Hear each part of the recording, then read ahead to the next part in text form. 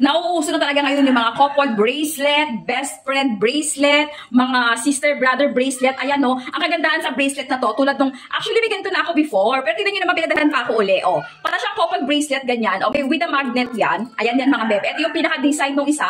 Ganito siya, appearance niya. Ito naman yung isa, mga pangga ko. Okay, couple bracelet to. Take note for that. Okay, ganyan ang itsura niyan, mga bebe, pag suot-suot. Kung wala kang couple, bilhin mo. Dalawa pa sa'yo. Suotin mo dalawa. Maganda pa rin naman siya. Okay, ayan, no? Pakita ko sa inyo yung pinaka-appearance. Pag ayan, o diba, nagdidikit yan sila mga bebs. Ayan, nagdidikit, o, nagdidikit, o, ayan, ching, hilahin natin ng konti.